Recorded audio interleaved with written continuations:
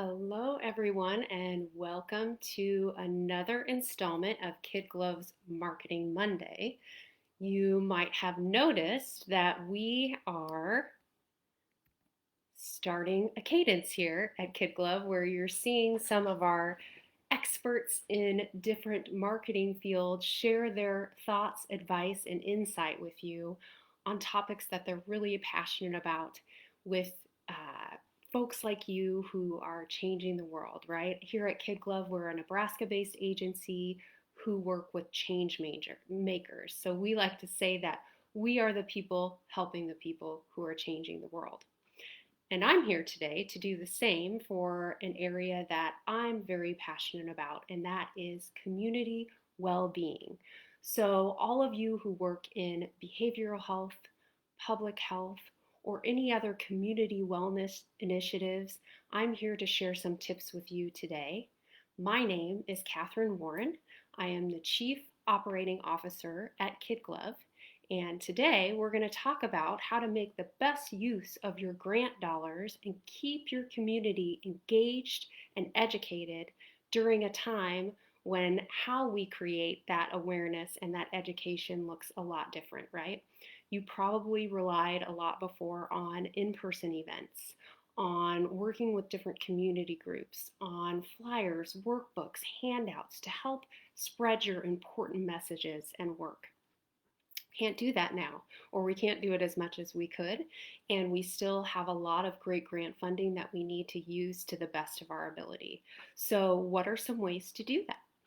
Well, I'm going to share with you 5 today, and we're going to start with the no-brainer area, which is online, right?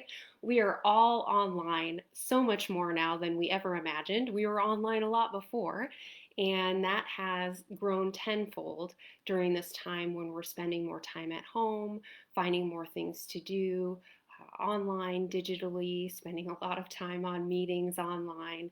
So, how do you reach folks who are online, and how does that create awareness and engagement? And the first tip I have for you are digital ads. So, digital ads are those advertisements that you would see pop up on websites if you're looking at the weather, if you're shopping for shoes, but those ads also show up on your phone on mobile apps. So, if you're playing solitaire or you're using your flashlight, even, those ads can pop up there. And the great thing about digital ads is they are for our clients within this community wellness area, they drive more traffic to a website than most any other marketing tactic that we use to create that engagement and awareness. So you get lots of people to your website where I'm sure you have a page full of information or additional resources for people to find what they need quickly, right? So getting the help that they need on your website. We got to get them there first, and that's what the digital ads are for. The great thing about digital ads is you can make them very targeted based on your grant funding. So, what ages do you need to reach? Which counties do you need to reach? What ethnicities, genders, areas of interest, income? We can target those people through the use of digital ads. The other nice thing about digital ads is you can use video.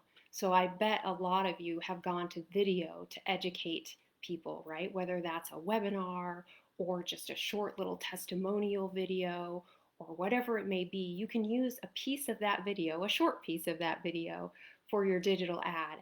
Again, with a great call to action to your website where people can find what they need to get the help that they need. So what's next? Search engine marketing. So, what does that mean? Well, we all know in today's climate, when people are in their greatest time of need, they're likely going to go on the internet and search for help, right? If it's late at night, if they have no other hope, that Google search becomes a key step in them trying to find the information or the help that they need. And we can be there to educate them. So, search engine marketing allows you to purchase search terms that people might be using. And again, you can target who finds you through these search terms. So, what counties of your state are you wanting to service? What types of people. Maybe it's parents, maybe it's grandparents, maybe it's youth. So you can put that information into Google and say, okay, if someone is searching for this term, have our website show up. And of course, you have to pay to do this. But that way, let's say someone is looking for help with binge drinking, and that is a service that you provide resources for. You can buy the search term binge drinking, and then when people are in need, they search for that information, and your website comes up as a resource. Next, social media. We're all on social media. As a fact, we're on it right now for this live. So, this is a great place to be to not only educate and create awareness for your community, but also to try to create more of that community that you might be lacking with less in person connection. So, through social media, you can boost social media posts, you can create social media ads that allow your information to get to a lot more people. So, if you have a website that you want to promote, you can post about it on social media and you can pay to promote that post. And that gets it to a lot more people, again, in a very targeted way. So we can look at what ages do we want to target, what locations. Again, all those targets we discussed already, you can have on social media as well. But along with that, social media is a great place to create connection that you might be lacking. So we're doing it right now with this live. You could do a live on your Facebook page where you're engaging one-on-one with your community. You can also consider groups on social media. So Facebook groups where you can start to have people hold a conversation with one another like they might be lacking a bit without that in-person connection. So let's say you provide help or resources for parents. You could create a parenting Facebook group that allows people to engage in conversation and have discussions about what's worked for them, what hasn't, in a very community focused way, in a very social way. So, online stuff's the easy part, right? We all know that people are online. What else can you do to create that education and awareness? Two other ways, because we've already done our top three, so now we're on top four. Number four that I would suggest is streaming audio ads. So a lot of you perhaps have a PSA or a radio advertisement that you've been running. You might want to consider running that also on streaming audio services. So that's your Spotify's, your Pandora's, your favorite podcasts that people are listening to.